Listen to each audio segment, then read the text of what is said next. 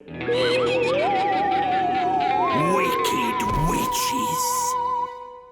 People have believed in witchcraft for centuries, and in the Stuart era, we just loved accusing innocent people of being witches.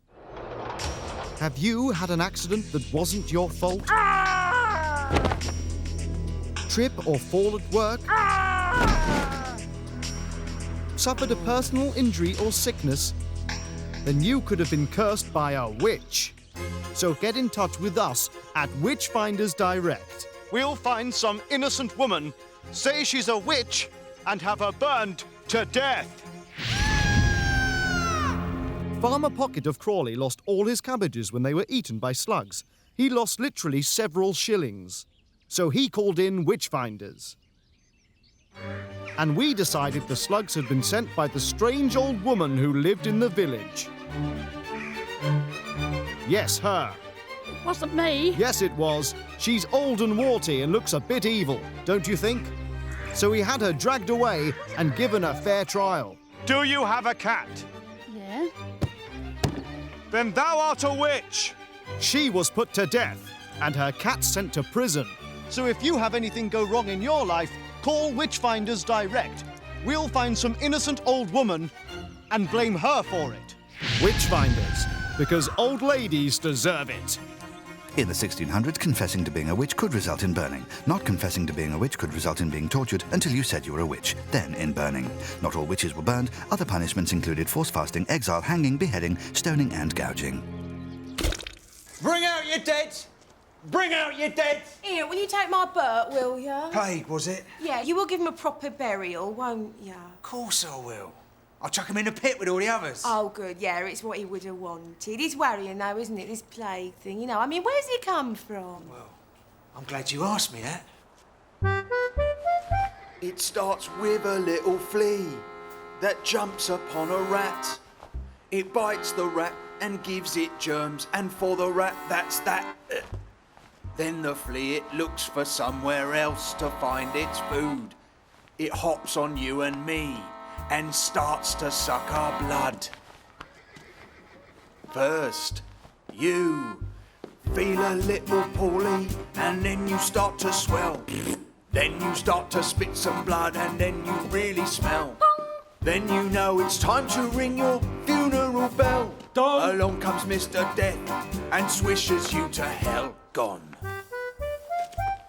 There's lots of cures to help you if you have the cash. Kill the village cats and dogs and burn them all to ash. Sit down in a sewer so the smell drives plague away. Place chicken bottoms on your spots, then you'll be okay. First, you feel a little poorly and then you start to swell. Then you start to spit some blood and then you really smell. Then you know it's time to ring your funeral bell. Along comes Mr. Death and swishes you to hell. Plague kills little children even more than mums or dads. A priest said it's because the wicked kids have acted bad. Half the people on the earth are simply blown away. So for Mr. Death, these will be really busy days. First, you feel a little poorly and then you start to swell.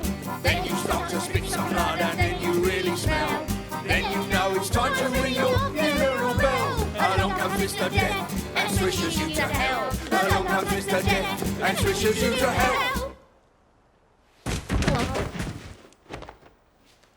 Bring out your dead. Bring out your dead. Bring out your dead. King William II was succeeded by his brother Henry I, and his death could only be described as, well, stupid. Stupid deaths, they're funny 'cause they're true. Woo! Stupid deaths, hope next time it's not you.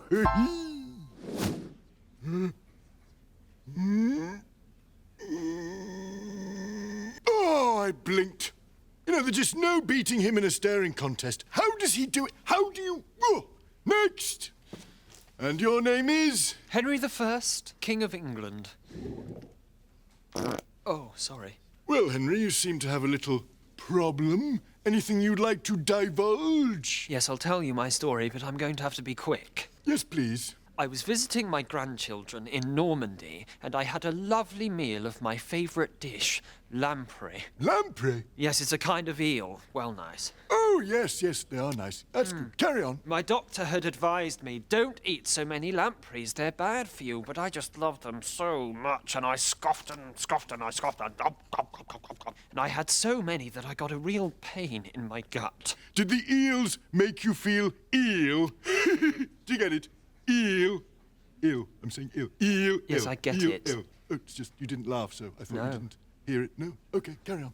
Well, my doctor advised me to take a laxative. He said it would give me diarrhea for a day, but it would clear out my bowels. Charming. Yes, and clear out my bowels it certainly did. I just kept on pooing and pooing and pooing Yes? until I died. Hey, you could say you were dying to go to the toilet. Oh, I'd leave it 5 minutes if I were you. It smells like someone's died in there. Oh, they have. You. Can I go now? I'll just confer with the judges. Yeah. Yeah. Oh, I completely agree. No, I really need to go now. Well, Henry, congratulations. You're through to the afterlife. Thank you. Phooey. You sure one of those wasn't you? You? Oh, how could you? Face of an angel. Next! Stupid death, stupid death. Hope next time it's not you. Welcome to Anglo-Saxon Ghost Hunt. This week, I'm with Ethelberger of Norwich. She's found something spooky in her hut. Come on. This way. Don't be afraid. Don't be afraid. Right, where's that coming from? There, okay. All right, whose ashes are in this jar? That's my husband. He was killed by the Vikings. By the Vikings, okay. Okay. You had him cremated then? Yes, and he's haunting me. Okay. Yeah. Right, don't worry. That's why I'm here. All right. Okay. Oh! Don't worry. No, he's talking to me. He's trying to talk to me. Darling, okay. He's trying to talk to me. Okay, I can't quite hear. What's that? All right, okay. Now, as every Anglo-Saxon knows, what you should have done is put a little hole in the side of the jar, okay? Because when dead spirits find themselves confined in little jars, they get a bit cross. Oh, I see. Okay, so just put a little hole in there. Right. Okay. Yeah. That's probably why he's haunting you. Right. Okay. Yeah. Okay. Oh! No, don't be afraid. No. Where's that coming from? Over here. Okay. Who's in there? That's my uncle Athelric. Okay. And he was killed by Vikings too. Oh, okay, here's an idea. Right. All right. Because Yeah. dead spirits, they like to have a bit of a natter, just like we do. So what we're going to do is we're gonna mix up the ashes like that. Okay. So they can have a little natter now. Okay. There. Problem is solved. The haunting has stopped. That's a great relief. Oh, phew. All right. So what you should have done in the first place to avoid all this bother, Yeah. okay, when they died, just chop their heads off. Oh, right. Yeah? Because it's a well-known Anglo-Saxon fact that if you chop the heads off when they die, they won't haunt you. Is that true? Only one way to find out. No, don't worry. It's a ghost. Don't worry, it's a ghost. It's only a It's not a ghost, it's an actual Viking.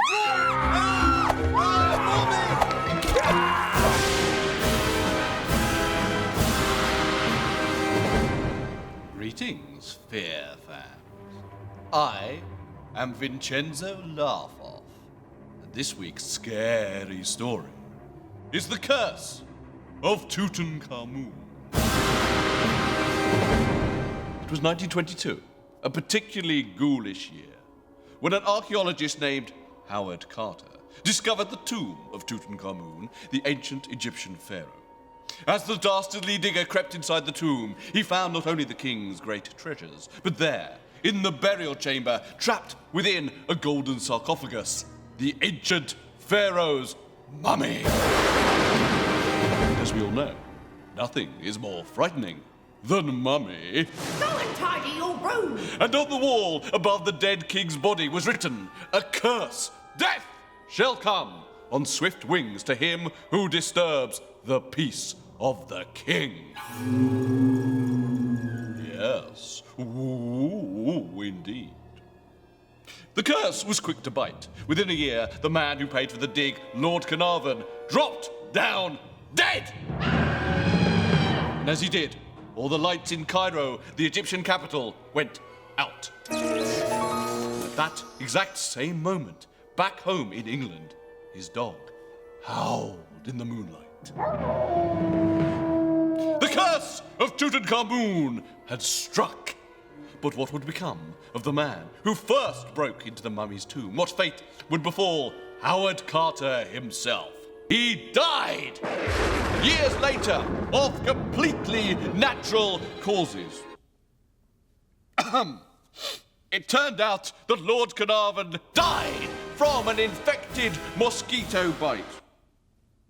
The lights in Cairo went out because the electrics were dodgy, and his dog howled, well, because that's just what dogs do, isn't it? It was nothing to do with the mummy. Oh, just stop it.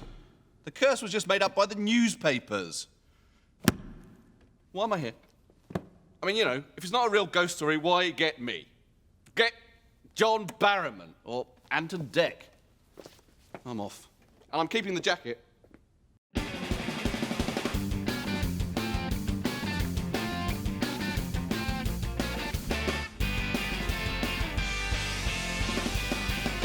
Horrible Histories.